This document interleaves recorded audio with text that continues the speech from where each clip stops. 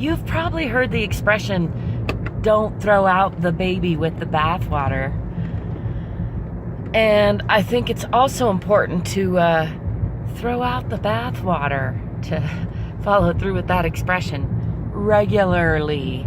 Hi, I'm Angel. Thanks for stopping by. It's a beautiful sunset Monday evening, and I was letting go of some stuff earlier today and thinking about how many times some of my best relationships have almost ended or almost gone down a negative rabbit hole, only I or the other person in the relationship was able to just let some stuff go and then move forward. And I think that's a sign of a good, healthy relationship. You have conflict, you have misunderstanding, you have struggles, challenges, and then when you overcome them, it actually makes the relationship even stronger because you have this history of working things out, coming to know each other, coming to understand each other, forgiving each other.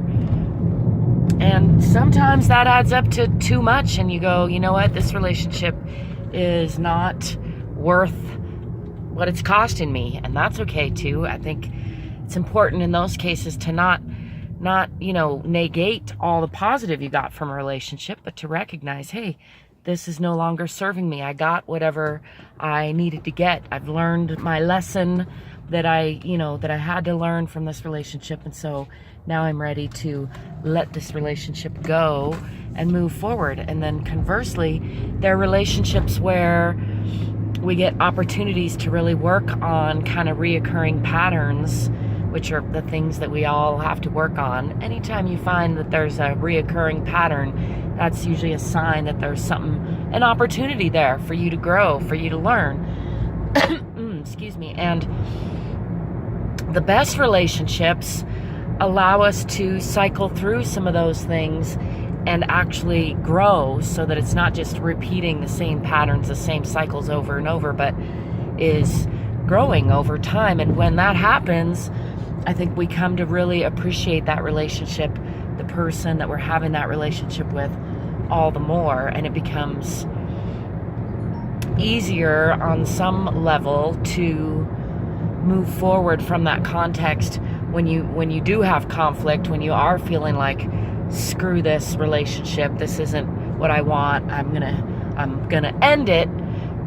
When you have that history with somebody, it's easier to think, you know what, I'm gonna give myself the night, I'm gonna give myself the day, I'm gonna give myself some time to pause, to really think about, what do I really want from this relationship? What are these feelings really about? In my case, I have a lot of feelings from my childhood and even my infancy that come up, and they're very irrational, childlike, and I used to respond to those and bring those forward into my new relationships, and I've made a mess of quite a few relationships by doing that. And I've in the last 5 years or so really gotten a better handle on recognizing when I'm feeling overly emotional, when I'm feeling triggered, and realizing that those are my emotions, and so not bringing those to my relationship table, but instead saying, a good relationship will allow me to say, hey, you know what, I'm feeling real emotional right now, and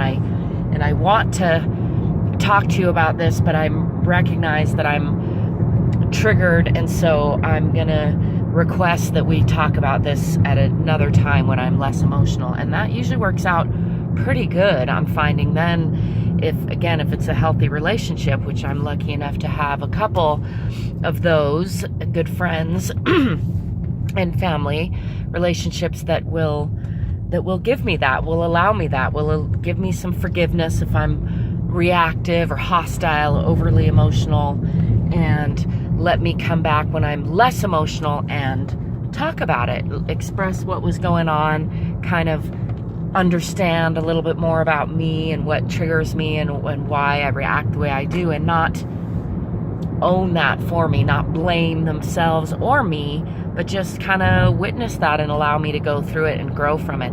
That has been super, super helpful And I hope that my fellow human beings, you can find some of that, or are finding that in your relationships. Because I, as I mentioned, I went a lot of years without that in my relationships, and I see a lot of my friends still kind of going through that cycle where they get emotionally triggered, they blame whoever is nearest to them, whoever they're interacting with for making them emotional, and not recognizing that you may or may not be right when you're trying to blame somebody for triggering you. Like, they may indeed be a real jerk, but all you need to do then is leave that relationship, not interact with that person if they're truly a jerk. Most of the time, in my case, I've found I've had beautiful relationships with beautiful people, and then I've found myself being really resentful or angry or hurt, and ending the relationship with a person who really I didn't want to end the relationship with, but I couldn't figure out how to navigate those feelings and salvage the relationship. And so a really great tool has been to just pause, to just give myself some space, some time to let that dissolve a little bit, and recognize that that's mine to work through, that it's not the other person's responsibility, and that in fact bringing it up while I'm while I'm in that mode often damages the relationship. I can say damaging, hurtful things to the other person. When I'm in that state, I'm not really rational. So it's best if I minimize contact with the person that I'm feeling resentful towards until after I'm come out of that emotional episode. And then I'm able to kind of look at more rationally, okay, what do I want to say? What do I want to get out of this interaction? Is there a legitimate, complaint or concern that I need to bring up that is part of what's triggering me? And sometimes there is, and sometimes there isn't. And then also, what part do I need to acknowledge and perhaps even apologize for that I'm bringing forward from my past relationships? As I mentioned, often my childhood or even my infancy is what I've found. I hope that helps someone else. It's been very helpful to me. Let me know in the comments if you have any thoughts about it, if it's helpful at all. As always, you can find other ways to connect to me and links to support me by shopping in my store or buying my books or music or hiring me in the description below.